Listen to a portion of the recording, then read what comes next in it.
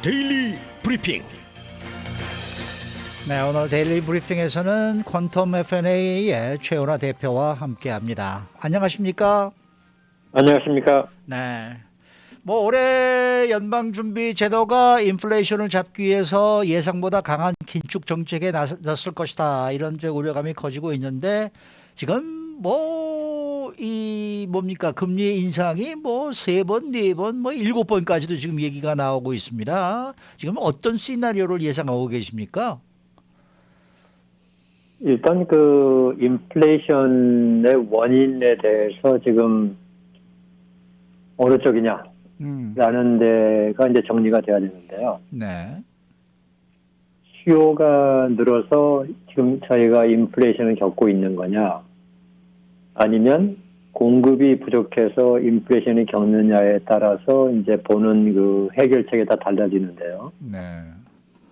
현재까지로 봐서는 수요가 너무 늘어서 인플레이션이 생겼다는 쪽이 더 조금 주류를 이루고 있어요. 그게 무슨 얘기냐면은 공급이 줄어가지고 인플레이션이 발생했다고 하는 것은 미국 경제가 성장하지 않았어야 된다. 그런데 이제 경제가 성장을 하고 왔기 때문에 공급 부족 현상보다는 이제 너무 지나친 또는 지나치지 않더라도 많이 풀렸던 부양책의 자금으로 인해서 사람들의 구매력이 늘어나가지고 소비가 늘었기 때문에 소비가 너무 빨리 늘어나면서 이제 이 공급이 쫓아가지 못하는 현상으로 이해를 하고 있거든요. 네.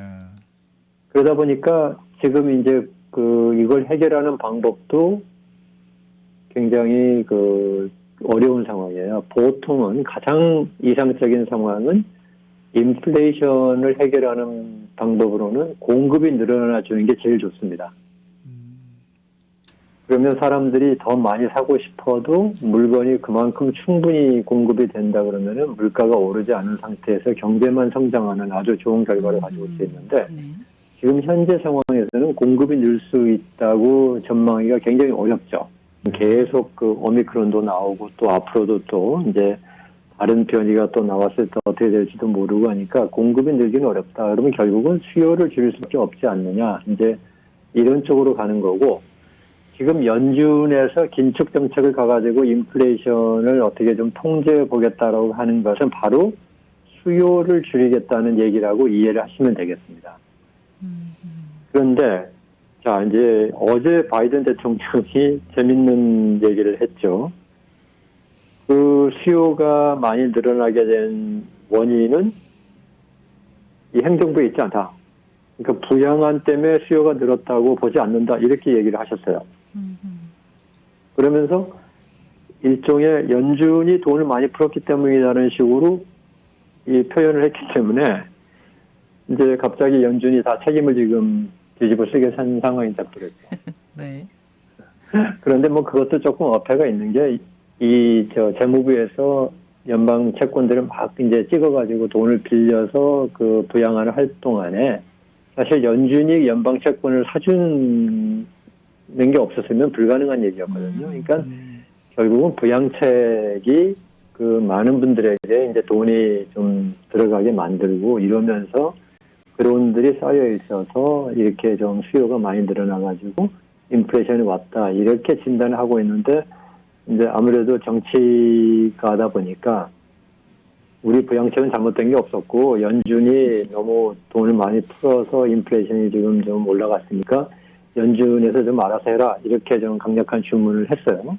네. 근데 이렇게 되면은 결국은 연준은 자신 있게 강하게 긴축을 시도할 수 있는 거죠. 할 수 있는데 지금 이제 여기에는 크게 세 가지 정책이 있습니다. 세 가지 정책을 이제 그동안에 몇 차례 걸쳐서 다 설명을 했습니다만 다시 한번 정리하면 하나는 그동안의 팬데믹 기간에 양적 완화라고 하는 돈 풀기 하는 것을 이제 다음 달 15일이면 끝나게 됩니다. 네. 이제 이번 달에 600억 불을 했고 다음 달에 300억 불을 하고 나면 이제 그 다음부터는 양적 완화가 없어지는 건데 그거 테이퍼링이라고 그러죠. 테이퍼링이 이제 완성이 되는 거고 두 번째는 은행끼리 매일 밤마다 돈 거래를 할 때 주고받는 하루 당일치 금리인 기준금리 이 기준금리를 올릴 것이다 하는 것이 두 번째 정책인데 이것이 이제 3월에 올리기 시작할 것이라고 하는 데 대해서는 뭐 거의 대부분이 동의를 하는 것 같고요. 그러면 몇 차례 올릴 거냐? 아까도 말씀하셨습니다만은 뭐 3차례부터 지금 7차례까지 있는데 아직까지의 대세는 3차례예요.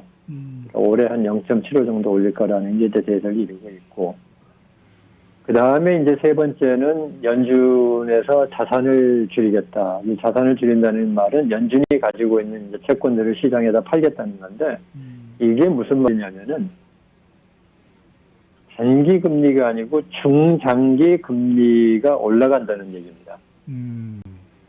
그래서 연준이 단기 금리만 올리게끔 하는 게 아니고 중장기 5년, 10년, 앞으로 2년, 5년, 10년 이런 데 대한 금리를 올리겠다는 그 정책이기 때문에 이제 금리가 전반적으로 단, 중, 장기 다 오르게 될 거라는 그런 의미를 갖고 있는 것이 이제 지금의 정책이에요. 그래서 이제 이랬을 때 과연 그 인플레이션이 많이 좀 잡힐 거냐, 이제 이런 데 대한 우리가 어떤 효과를 생각을 해봐야 되는데, 현재로 봐서는 이미 인플레이션에 대한 그 연준의 정책이 금융시장에는 영향을 미치고 있는 걸로 지금 나타나죠. 그래서 금융시장은 이제 금리가 올랐을 때, 또 자산을 줄였을 때, 연준이 자산을 줄였을 때, 이제 이렇게 되면은 조금 그 경제가 그만큼 위축될 수 있다라는 이제 그런 분위기를 보여주고 있고, 그 다음에 이제 그 두 번째는 이 연준의 정책 이외에도 이미 높은 가격으로 인해서 소비가 좀 줄고 있는 모습을 보여주고 있죠. 이미 12월에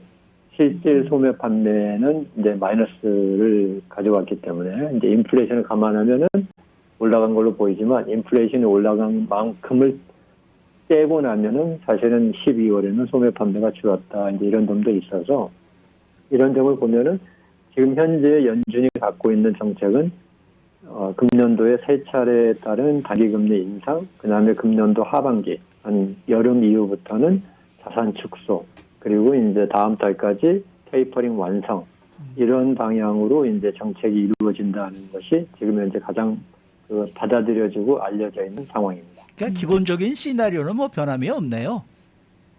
그렇죠. 예, 네. 변함이 없고 이제 그 상황에 맞춰서 어떻게 그 폭을 또 속도와 폭을 조금 조정할 수 있겠다라는 그런 탄력성만 가지고 있는 거죠. 예, 그 틀은 똑같은 방향입니다. 네.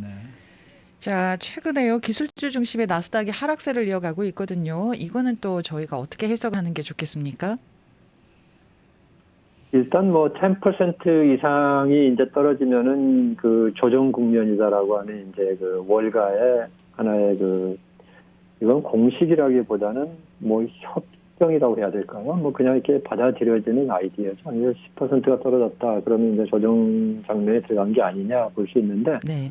이제 일단은 나스닥이 맨 먼저 떨어졌죠. 떨어진 것은 그 나스닥과 다른 그 S&P라든지 다우존스 인더스트리얼 에버리지 또는 러셀 2000하고 차이점은 뭐냐면 나스닥은 고성장 주식이 많이 몰려 있죠. 거기에 주로 그 기술주 중심으로. 네. 근데 고성장 주식의 특징은 두 가지가 있어요. 하나는 거의 이익이 안 나는 회사들이 많아요. 지금도. 아하. 그러니까 미래의 꿈을 먹고 투자를 하는 거죠. 미래의 네. 꿈을 보고. 근데 두 번째는 뭐가 있냐면은 이 회사들이 대부분 그러다 보니까 이자율에 굉장히 민감합니다. 민감하기 때문에 이제 금리가 오른다고 생각이 되면은 그쪽에 대한 기대치, 영어로 이제 밸류에이션이 떨어지게 돼 있어요. 그 이자율이 오르게 되면. 그래서 이제 나스닥이 가장 먼저 지금 조정 국면을 맞았다라고 이제 평가를 받고 있는 거고. 네. 이제 이 부분은 앞으로 금리가 계속 오르면 오를수록 그 나스닥은 좀 부담을 받을 수 있는 그런 영향을 저희가 생각을 해봐야 되는 건데, 근데 반대로 지금 작년 4, 4분기까지도 대기업들의 실적은 뭐 상당히 우량할 것이다라는 그 전망이 많고요. 이제 이미 뭐 실적 발표들을 하고 있습니다만은 대형 금융주만 몇 군데가 좀 실적을 못 미쳐가지고 이제 가격 하락을 가져왔지만, 다른 대형 기업들은 뭐 실적이 상당히 괜찮았다. 이제 이렇게 나오고 있어서 이러한 그 실적이 2022년도에도 이루어진다, 계속 이어간다 그러면은 그 하락 주택에 대한 그 반대 영향, 반대 힘이 있을 수 있다. 이제 이렇게 봐야 되니까 지금 10%의 조정 국면을 맞았다고 해서 이것이 뭐 바로 이제 앞으로의 계속 하락장이다라고 확실하게 얘기할 수 있는 그런 단계라고 보기에는 지금은 좀 이른 분위기고 이제 이 분위기가 어디까지 연결될 것이냐, 특히 다음 달에 그 테이퍼링이 완전히 끝나고 난 이후에 그 유동성이 어떻게 될 것이냐, 이제 이런 것까지 봐야만이 확인될 수 있는 그런 상황이라고 이렇게 보이는데, 하여튼 기본적으로는 금리가 올라갔을 때 그 주식시장이 조금 부정적인 영향을 받는 것만은 뭐 역사적으로 항상 그 나타나는 일이니까 네. 이런 면에서는 좀 조심할 필요가 있지 않냐 볼 수 있겠습니다. 네. 지난해 미국의 이 주택 매매 시장이 15년 만에 가장 뜨거웠다라는 이제 그러한 소식이고, 또 반면에 또 지난 12월 달에 기존 주택 판매가 또 예상보다 큰 폭으로 떨어졌습니다. 그래서 지금 이 뭐랄까 조금 뭐 한쪽으로는 긍정적 또 한쪽으로는 또 부정적 이런 이제 이 이야기들이 나오고 있는데, 이 앞으로의 주택 시장은 어떻게 전망하십니까? 주택시장은 좀 재미있는 시장이에요. 지금 그 미국의 주택시장의 가장 큰 문제는 이제 공급이 부족하다는 건데요. 네. 공급 부족 현상은 뭐 지금 10년 이상 이어져 오고 있는 현상이고, 그러다 보니까 공급이 절대적으로 부족한 상황. 공급이 부족하다는 것은 사겠다는 그 실수요자에 비해서 주택이 지금 나와 있는 숫자가 훨씬 부족하다는 얘기인데. 그렇죠. 이 현상이 있기 때문에 이 주택 시장은 뭐 예를 들어서 지금 몰기지 금리가 올라가기 때문에 수요가 좀 줄지 않겠느냐. 그것은 현실이지만 그 수요가 줄에도 불구하고 공급은 부족해요. 네. 그 줄어있는 수요에도 불구하고. 그러니까 그것도 좀 어떻게 영향을 미칠지 좀 궁금한 부분이 있고, 두 번째는 가격 상승이 되면 또 수요가 되게 줄게 돼 있는데, 지금 가격 상승이 일어나는데도 불구하고 또 주택이 워낙 부족하다 보니까 계속 그 수요, 그러니까 바이어들이 집을 사기가 굉장히 힘들죠. 셀러스 마켓이죠, 아직까지도.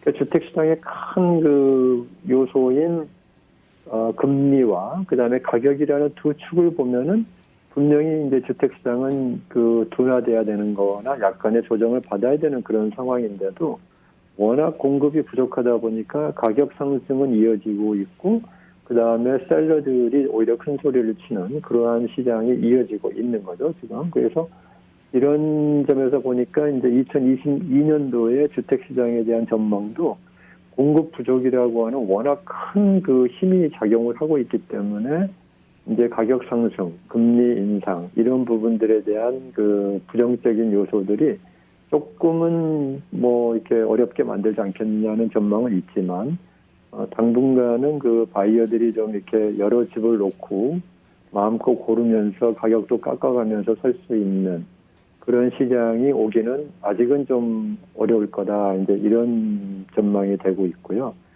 그리고 이제 주택 시장 자체가 미국인들이 이번 팬데믹 기간 지나면서 그 단독주택에 대한 수요가 급격히 올라갔어요. 그래서 단독주택에 대한 수요 부분이 올라간 부분 때문에 이것도 그 어떤 이 소비자들의, 그러니까 주택 구입자들의 행위의 심리 변화, 이 부분도 분명히 또 주택 시장을 앞으로 좀 유지할 수 있는 그런 힘이 있어서 이 공급 부족과 소비자 심리 변화, 그다음 이 두 가지의 긍정적인 면과 금리 인상과 가격 상승의 부담, 이 부정적인 힘이 이제 상당히 그 맞서는 그러한 2022년이 될 것이다. 이렇게 평가를 하고 있죠.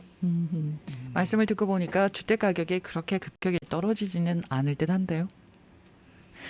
좀 당분간은 어려울 걸로 보입니다. 네. 그러면 지금이라도 사두는 게 좋은 겁니까? 그래서 네.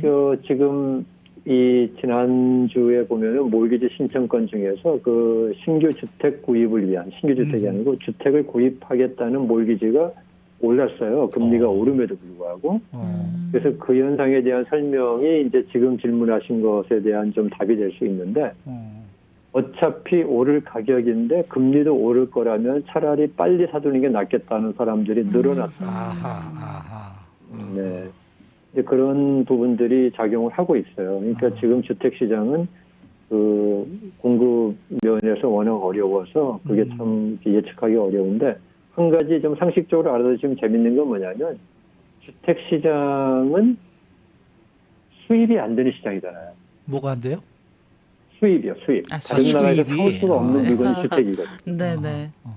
네, 그래서 이 주택 시장은 공급의 조정이 굉장히 어려워요. 그러니까 다른 물건들은 미국의 물가가 확 튀고 수요가 늘어나면은 해외에서 들어오는 수입량이 늘어나가지고 그 빠르게 가격 조정이 되는데, 주택만큼은 다른 나라에 가서 살 수도 없고, 네. 뭐 다른 나라 땅을 퍼와서 여기다 땅을 만들 수도 없기 때문에 네. 그 주택 시장은 그러한 특수성이 있습니다. 그러니까 주택 시장만은 그 다른 시장과 좀 다르게 보셔야 되는 그런 특수성이 있어요.